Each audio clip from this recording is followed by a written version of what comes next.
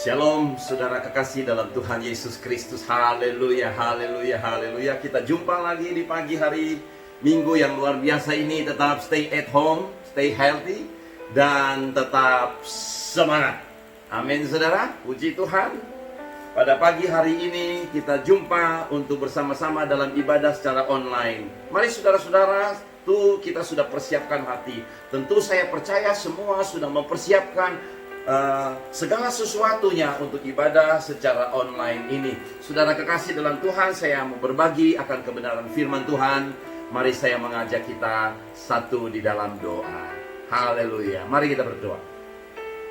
Segala puji, hormat, dan syukur kami kembalikan kepadamu, ya Bapa Surgawi, di dalam nama Tuhan Yesus Kristus, oleh pimpinan Roh Kudus-Mu yang sudah menaungi, menjaga, melindungi kami dalam hari-hari kehidupan kami, khususnya dalam situasi pandemik COVID-19 ini.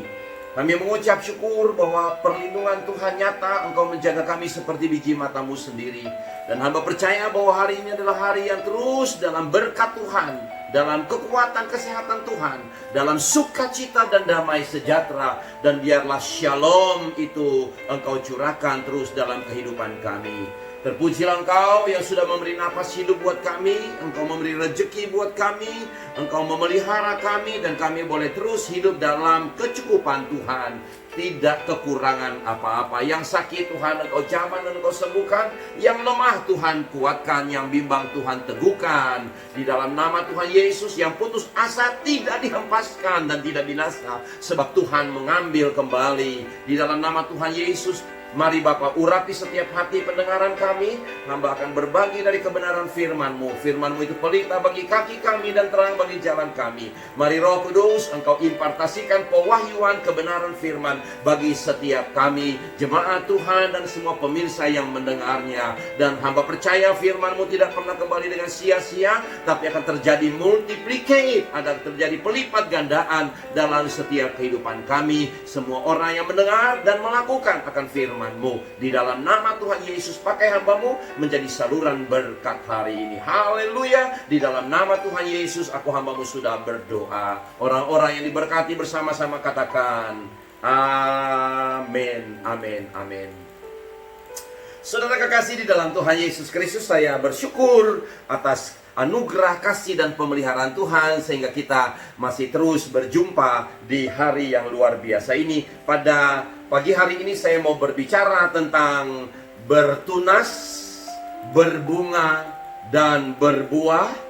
Bertunas, berbunga, dan berbuah. Nah, ini berbicara tentang multiplicate. Ini berbicara tentang pelipat gandaan. Saya akan membaca beberapa ayat firman Tuhan yang diselingi dalam khotbah-khotbah saya. Dan biarlah kebenaran firman Tuhan ini terus benar tertanam di dalam kehidupan setiap orang yang mendengarnya. Di dalam Roma pasal 11 ayat 17 dan ayat 18 sebagai ayat pembukaan, di mana saya akan berbicara tentang multiplikasi, yaitu bertunas, berbunga, dan berbuah. Demikian firman Tuhan. Saya baca bagi kita semua di dalam nama Tuhan Yesus Kristus.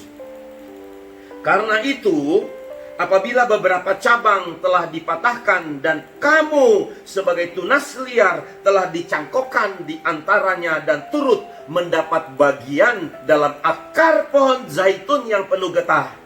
Ayat 18, janganlah kamu bermegah terhadap cabang-cabang itu. Jikalau kamu bermegah, ingatlah bahwa bukan kamu yang menopang akar itu, melainkan akar itu yang menopang kamu. Saudara-saudara yang kekasih dalam Tuhan Yesus Kristus, gambaran ini saya ambil satu gambaran di dalam Injil Yohanes pasal 15 yang berkata, Yesus berkata, akulah pokok anggur yang benar dan kamulah rantingnya, carang-carangnya atau rantingnya. Setiap ranting, setiap dahan yang tidak berbuah akan ditebang, hantiau. Tetapi setiap ranting atau cabang yang berbuah akan dibersihkan supaya semakin lebat kembali buahnya. Berbicara tentang dibersihkan, itu berbicara tentang proses. Nah, saudara-saudara yang kekasih dalam Tuhan Yesus Kristus, oleh sebab itu kutipan dari Rasul Paulus di dalam Filipi pasal 1 ayat 21 sampai ayat 25, saya bacakan buat kita sekalian. Tetapi ingat, jangan lupa bahwa saya berbicara tentang bertunas, berbunga, dan berbuah. Bertunas, bunga dan berbuah. Ini berbicara tentang satu kesinambungan, satu hubungan di mana kita melekat pada pokok. Kita melekat pada pokok itu, di mana pokok itu ditopang oleh akar yang membawa kehidupan, seperti yang ayat 18 tadi katakan, jangan kamu bermegah. Jadi kalau sampai hari ini kita diberkati, kita dipelihara dengan luar biasa, hello, saya mau katakan, itu anugerah dari Tuhan. Katakan amin. Oke, saudara, itu anugerah dari Tuhan. Sebab, saudara-saudara, sudah jelas 2 ayat bagian pertama. Makanya dikatakan, jikalau kamu mau bermegah, ingat, remind kembali, ya, bahwa bukan kamu yang menopang akar itu, melainkan akar itu yang menopang kamu. Makanya Rasul Paulus dia berkata, karena bagiku hidup adalah Kristus dan mati adalah keuntungan. Ayat 22, Filipi pasal 1. Tetapi jika aku harus hidup di dunia ini, itu berarti bagiku bekerja memberi buah. Jadi mana yang harus kupilih? Aku tidak tahu, aku tahu. Aku didesak dari 2 pihak. Aku ingin pergi dan diam bersama-sama dengan Kristus. Itu memang jauh lebih baik. Oke? Semua orang mau ke sorga? Mau. Yang mau duluan mana?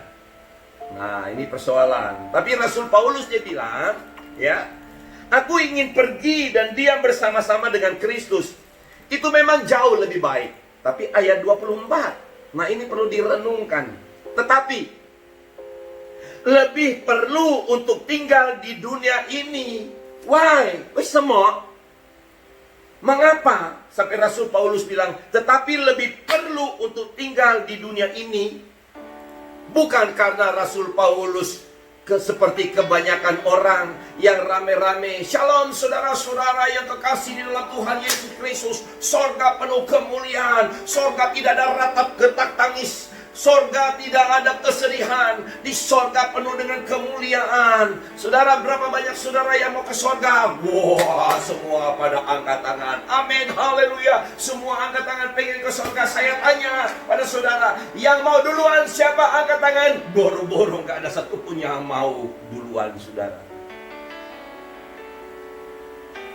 What happened? I don't know, saudara.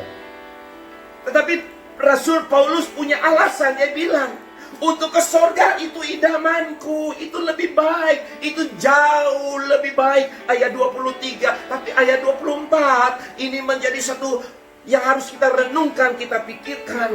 Dia bilang, tetapi lebih perlu, hansiauta, tetapi lebih perlu untuk tinggal di dunia ini karena kamu. Orang Amo bilang lebih perlu tinggal di dunia ini karena kamu orang. Karena kamu orang, karena kamu orang. Kamu orang tuh kamu orang. Kamu orang yang mana? Yang masih hidup di dalam kegelapan. Oleh sebab itu saudara, kehidupan kita dicermati oleh orang-orang dunia. Kehidupan kita dilihat oleh orang-orang dunia. Karena mereka membutuhkan, mereka merindukan sesuatu warna yang kita berikan untuk mewarnai kehidupan ini. Katakan amin. Oke, makanya Rasul Paulus berkata, tetapi lebih perlu untuk tinggal di dunia ini karena kamu. Lalu saya kutip Mazmur pasal 92 ayat 13 bagian A.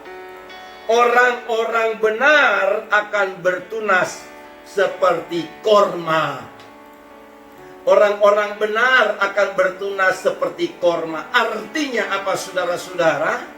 Kita hidup dalam anugerah, dalam kasih karunia Tuhan yang begitu besar, yang sudah datang untuk mencari, mengangkat kita dari lumpur dosa dan menebus kita dengan kematiannya di kayu salib, supaya memindahkan kita dari kegelapan pada terang Allah yang ajaib, untuk kita menjadi imamat yang rajani, supaya kita memberitakan akan perkara-perkara hebat dari Allah kita. Kita memberitakan Yesus sebagai juru selamat. Nah, ini berbicara tentang bertunas, berbuah, berbunga, dan berbuah. Nah, berbicara tentang tunas, maka saya ingin memastikan bahwa tunas itu harus memiliki pertumbuhan. Oke? Tunas itu harus memiliki pertumbuhan. Saya senang sekali karena kebetulan saya punya sebidang kecil kebun kelapa sawit. Jadi saya selalu memperhatikan dengan seksama. Pada waktu kecambah saya beli, kemudian tunasnya mulai keluar 2 hari. Itu perlu perawatan khusus, perawatan yang luar biasa. Tidak boleh terlalu terik kena sinar matahari, harus dilindungi, penyiramannya harus pagi sore, sehingga dia mulai keluar 2 lembar daun. Nah, kalau 2 lembar daun itu, wah, udah senang saudara. Pindah ke polybag kecil, kemudian dirawat lagi, nanti pindah lagi ke polybag yang besar, dirawat sampai 70-80 cm. Setelah dia mengalami ketahanan yang kuat, baru bisa dipindahkan ke alam bebas, yaitu di perkebunan. Nah, berbicara tentang tunas, maka saya ingin memastikan bahwa tunas itu harus dirawat dengan benar. Saudara-saudara yang kekasih dalam Tuhan Yesus, bagaimana memposisikan diri kita? Apakah kita masih tunas atau sudah berbuah, atau sudah berbunga atau sudah berbuah? Mari kita simak, belajar baik-baik. Tunas harus ditanam di tempat yang tepat. Yang tadi sudah saya katakan, ada perlindungan supaya bisa bertumbuh. Nah, kemudian dalam prosesnya, dalam pertumbuhan itu setelah dipindahkan, dia akan menghasilkan buah-buah yang lebat. Ada satu cerita yang luar biasa yang saya ingin gabungkan di dalam bacaan pada saat pagi hari ini. Suatu ketika, ya, Tuhan tuh jalan di Taman Eden. Kejadian pasal 3 ayat 8. Ketika mereka mendengar bunyi langkah Tuhan Allah yang berjalan-jalan dalam taman itu pada waktu hari sejuk, bersembunyilah manusia dan istrinya itu terhadap Tuhan, dan bersembunyilah manusia dan istrinya itu terhadap Tuhan Allah di antara pohon-pohon dan tanaman. Ayat 9, Kejadian pasal 3. Tetapi Tuhan Allah memanggil manusia itu dan berfirman kepadanya, "Di manakah engkau? Where are you?" Nitsainali. Saudara-saudara kekasih dalam Tuhan Yesus Kristus, saya berharap pertanyaan Tuhan itu menjadi rema di pagi hari ini buat setiap kita. Saya nggak berbicara tentang fisikal, saya tidak berbicara tentang tubuh kita, saya tidak berbicara tentang fisik, tetapi saya mau berbicara tentang spiritual. Mari secara spirit kita mau mendengar suara Allah. Bahwa Allah dalam berjalan di taman pada hari sejuk, ini Allah sementara berjalan dalam kehidupan kita. Hari sejuk karena kita stay at home, nggak kena sinar matahari dan terik matahari, nggak kena ancaman COVID-19 karena kita stay at home dan ada di rumah. Namun Tuhan bertanya, "Di manakah engkau? Di manakah engkau?" Ketika Tuhan bertanya kepada Adam, "Di manakah engkau?" bukan berarti dengar baik-baik. Saudara atau saudara tolong saya untuk jawab. Kenapa sampai Tuhan bertanya kepada Adam dan Hawa, "Di manakah engkau?" Pertanyaannya, apakah Tuhan tidak tahu bahwa mereka ada di mana?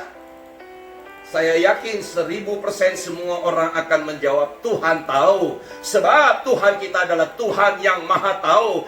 Dan Tuhan yang mau tahu. Dan Tuhan yang suka tahu. Hari ini Tuhan tahu keadaanmu. Hari ini Tuhan tahu jiwamu. Hari ini Tuhan tahu gejolakmu. Hari ini Tuhan tahu bebanmu. Hari ini Tuhan tahu tekanan hidupmu. Hari ini Tuhan tahu pergumulanmu. Hari ini Tuhan tahu doamu. Hari ini Tuhan tahu kerinduanmu. Hari ini Tuhan tahu keinginanmu.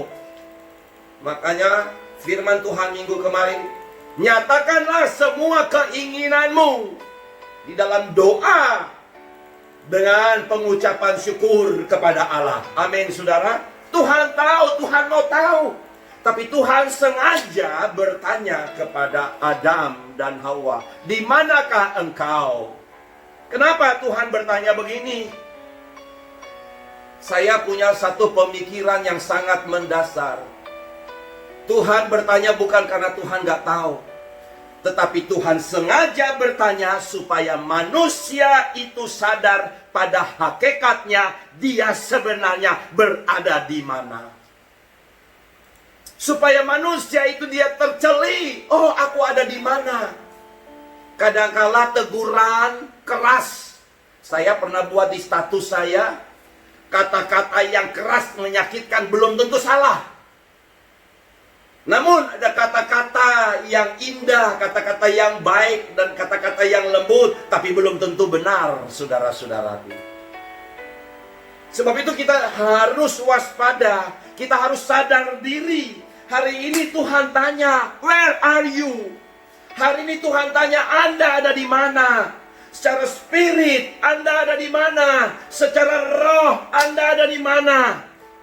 Ini pertanyaan Tuhan bagi setiap kita. Saudara-saudara yang kekasih di dalam Tuhan Yesus. Tetapi Tuhan Allah memanggil manusia itu, berfirman kepadanya, di manakah engkau? Saudara, saya mau melihat sisi sudut pandang yang berbeda dengan adanya COVID-19 ini atau yang disebut Corona. Pengalaman. Gereja sebagai tempat berkumpulnya anak-anak Tuhan.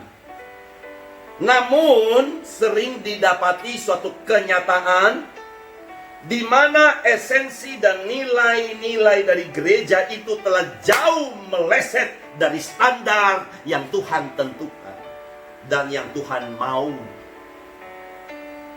Mengapa saya berkata begitu? Karena di dalam survei, fakta membuktikan justru gereja-gereja secara organisasi ini banyak terjadi perseteruan, perkelahian, dan lain-lain.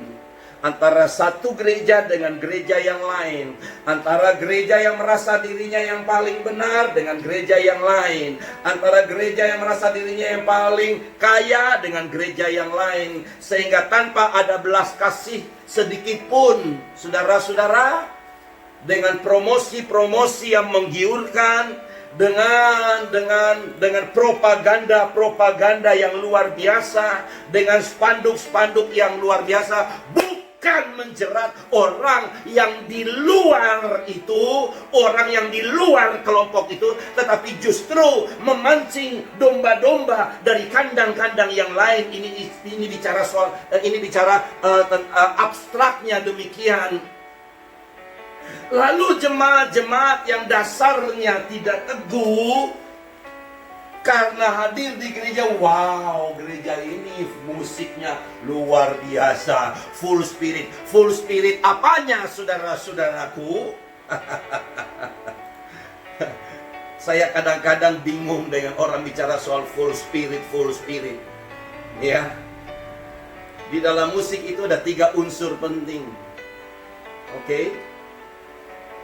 Berbicara tentang unsur penting itu, yaitu melodi, harmoni, dan beat. Ya. Nah, 3 unsur ini nggak bisa dipisahkan.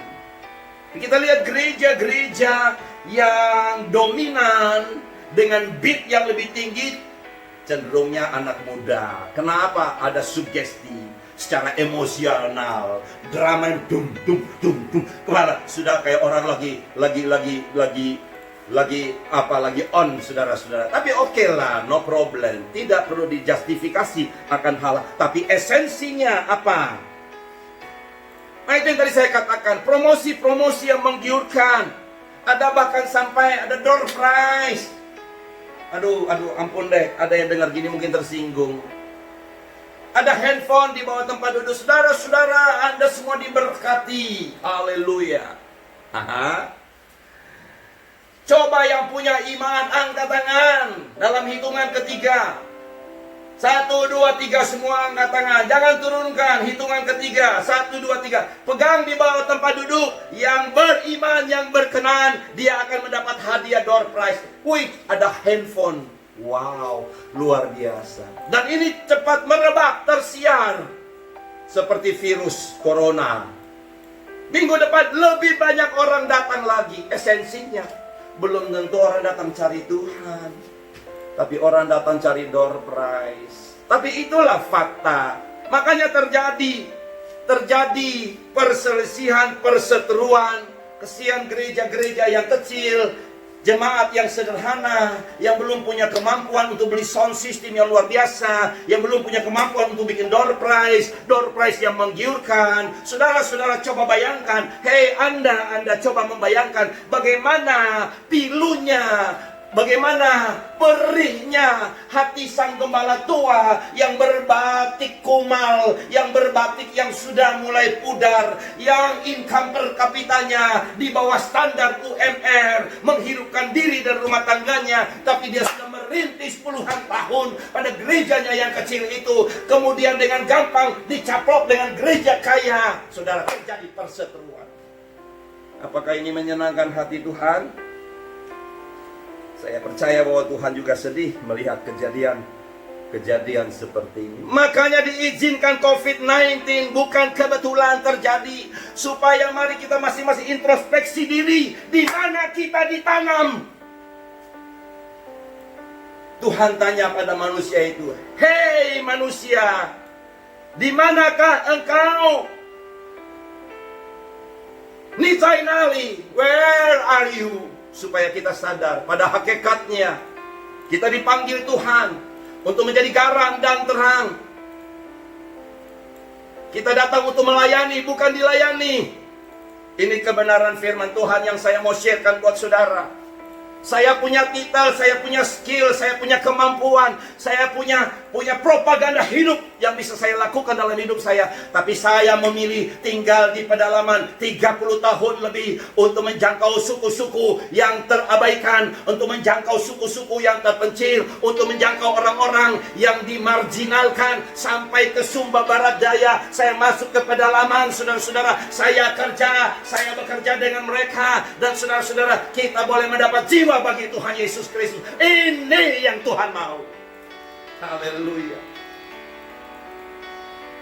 Saya punya kemampuan, saya punya kesanggupan, tapi saya sadar saya hanya tunas liar yang dicangkokkan pada akar pohon zaitun, pada pokok zaitun, di mana ditopang oleh akar itu sendiri. Jadi tidak ada alasan untuk merbegah. Saya hanya bisa bermegah ketika saya bisa memenangkan jiwa-jiwa bagi Tuhan. Saya bisa bermegah kalau ada jiwa yang datang kepada saya, Pastor, saya mau Yesus yang kau miliki. Saya hanya bisa bermegah kalau orang yang terikat kuasa kegelapan yang berkata, aku mau dibebaskan, dan kemudian diselamatkan. Dan ini sudah tidak terhitung berapa banyak terjadi. Saya hanya mau bermegah untuk itu. Sehingga saya dengar, saudara, apa yang Rasul Paulus berkata, tetapi lebih perlu untuk tinggal di dunia ini karena kamu. Waktu istri saya dipanggil pulang oleh Tuhan, saya berpikir, Tuhan, kenapa aku nggak sekalian?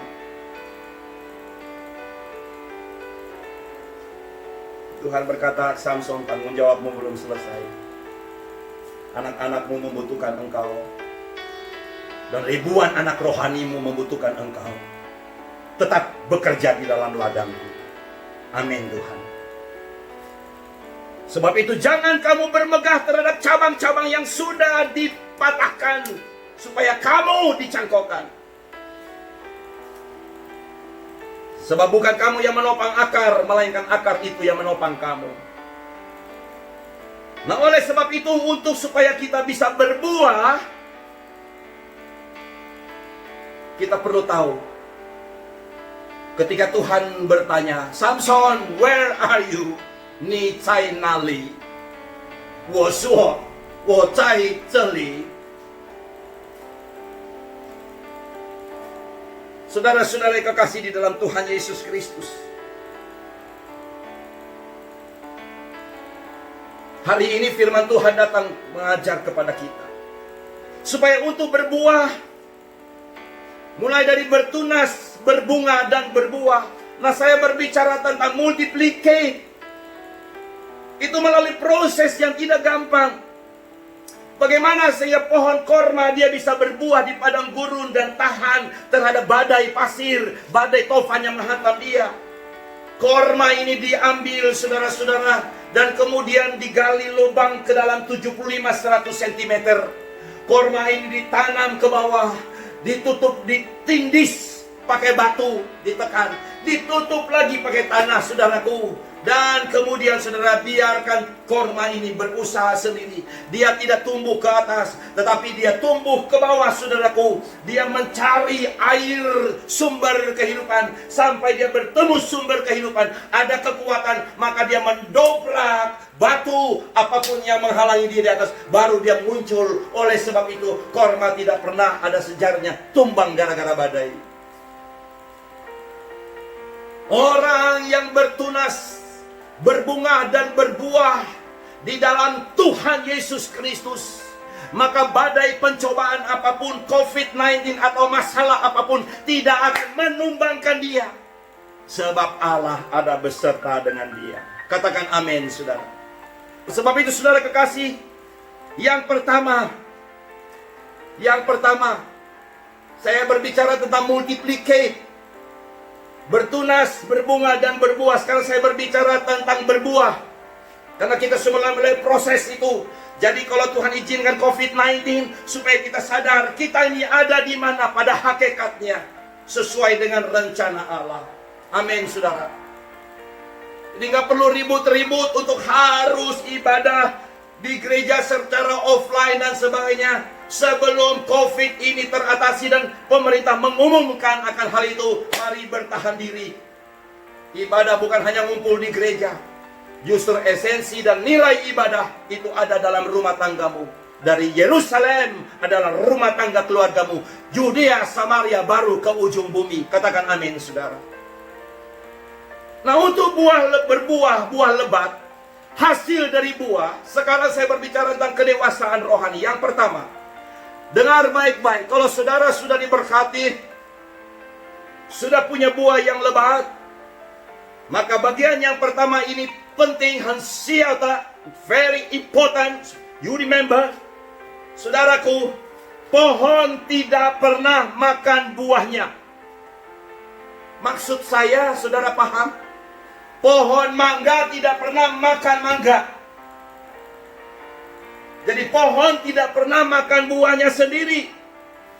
Tetapi pohon yang menghasilkan buah, buahnya itu boleh dimakan oleh siapa saja. 1 Korintus 13 ayat 1 bicara tentang quantum love. Sekalipun aku dapat berkata-kata dengan semua bahasa manusia dan bahasa malaikat, tetapi jika aku tidak mempunyai kasih, aku sama dengan gong yang berkumandang dan canang yang bergemelincing. Artinya apa, saudara-saudara?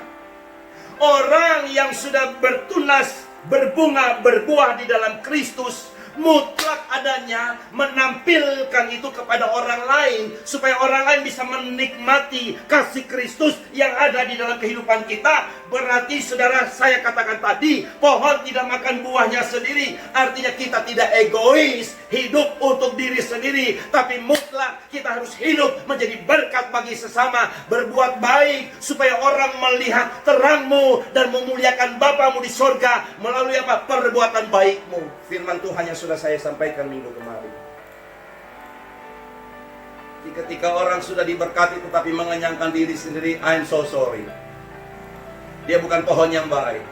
Yang kedua, pohon, catat ini saudara.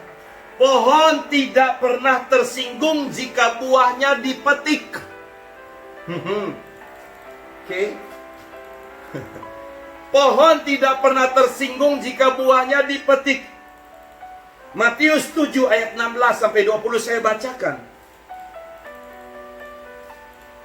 Dari buahnya lah kamu akan mengenal mereka.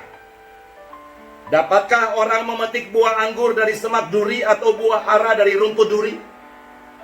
Demikianlah setiap pohon yang baik menghasilkan buah yang baik, sedang pohon yang tidak baik menghasilkan buah yang tidak baik.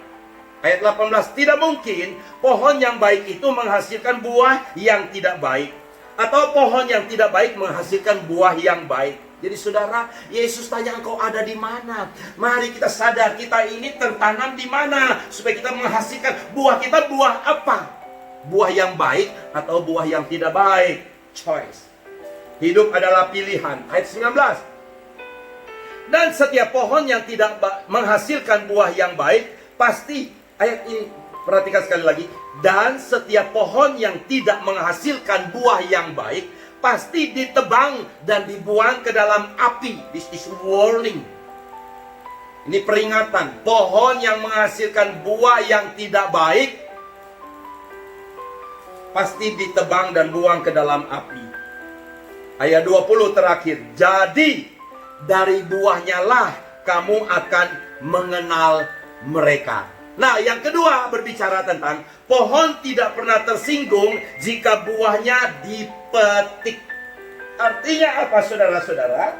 Kita sebagai orang percaya, kita sebagai anak-anak Tuhan, katanya anak-anak raja, kita harus menampilkan kehidupan kita yang adalah gambaran dari Kristus kecil. Sebab apa?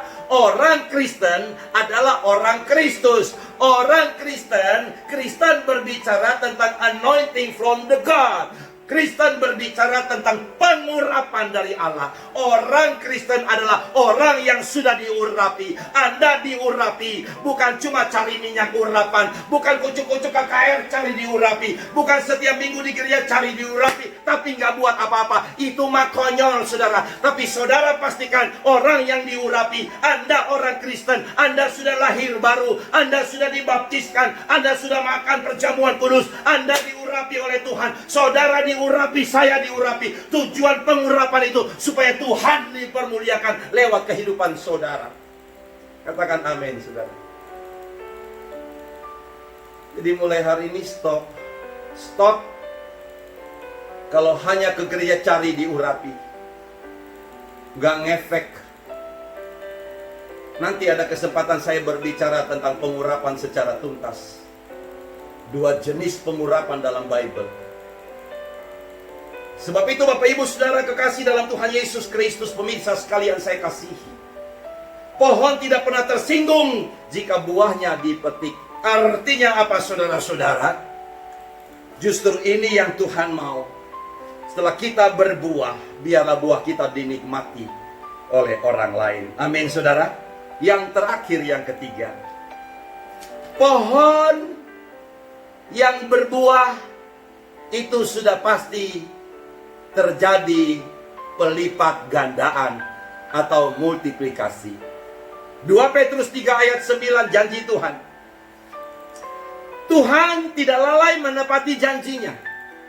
Sekalipun ada orang yang menganggapnya sebagai kelalaian, tetapi ia sabar terhadap kamu, karena ia menghendaki supaya jangan ada yang binasa, melainkan supaya semua orang berbalik dan bertobat. Jadi saudara-saudara, di dalam buah pasti ada biji. Nah, ini berbicara tentang multiplikasi. Apa yang sudah saudara lakukan bagi Tuhan?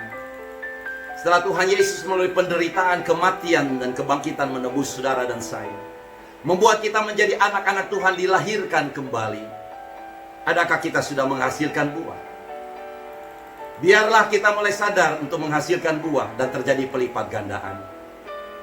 Sehingga kebenaran firman Tuhan ini bertunas, berbunga, dan berbuah terjadi dalam kehidupan saudara. Berbahagialah orang-orang yang mendengarkan firman Tuhan dan melakukannya. Maka dia akan diberkati dengan melimpah. Kiranya kebenaran firman Tuhan hari Minggu ini menjadi berkat bagi kita sekalian. Siap bertunas, berbunga, dan berbuah. Tuhan ada bersama dengan kita. Haleluya. Mari kita tunduk kepala dan kita berdoa. Taruh tangan di dada saudara bagi setiap saudara yang rindu bertunas, berbunga, dan berbuah. Saya rindu berdoa bagi setiap orang. Haleluya. Bapa Surgawi, di dalam nama Tuhan Yesus, terima kasih untuk kebenaran firman Tuhan pada pagi hari yang luar biasa ini, yang mengajarkan kami tentang bertunas, berbunga, dan berbuah. Syarat utama dan pertama kami harus sadar, kami ditanam di mana? Biarlah kami ditanam di tanah yang baik, yaitu kebenaran firman-Mu.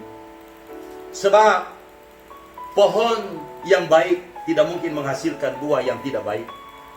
Sebaliknya pohon yang tidak baik tidak akan menghasilkan buah yang baik. Namun pohon yang tidak baik, yang menghasilkan buah yang tidak baik, akan ditebang dan dibuang ke dalam api. Itulah api neraka kekekalan. Tapi pohon yang baik dan menghasilkan buah yang baik akan masuk dalam perjamuan anak domba Allah, yaitu surga yang mulia. Bapa, Engkau melihat tangan-tangan yang diangkat hari ini. Di dalam nama Yesus, aku mendoakan mereka. Kuasa Tuhan turun ke atas mereka. Kuasa Allah turun bagi mereka. Kuasa surga turun bagi mereka. Roh Kudus impartasi dalam kehidupan mereka. Di dalam nama Tuhan Yesus, jadikan mereka orang-orang yang bertunas, berbunga, dan berbuah-buah lebat. Dan biarlah Tuhan dipermuliakan atas kehidupan mereka. Dengar doa hamba-Mu. Aku minta doa ini di dalam nama Bapa, Anak, dan Roh Kudus, Tritunggal Allah, dalam nama Tuhan Yesus. Berkat damai sejahtera kasih karunia dari Tuhan Allah Bapa, keselamatan di dalam nama Tuhan Yesus Kristus, oleh Roh Kudusnya, Tritunggal Allah yang kudus, menjadi Allah yang hebat, memberkati, menjaga, melindungi, memberkatimu melimpah-limpah, dan membuat engkau bertunas, berbunga, dan berbuah-buah lebat. Hari ini sampai Maranatha. Haleluya. Di dalam nama Tuhan Yesus, hamba berdoa. Amin. Amin. Amin. Tuhan memberkati saudara. Kita jumpa lagi minggu depan. Haleluya. Haleluya. Haleluya. Shalom orang-orang yang diberkati.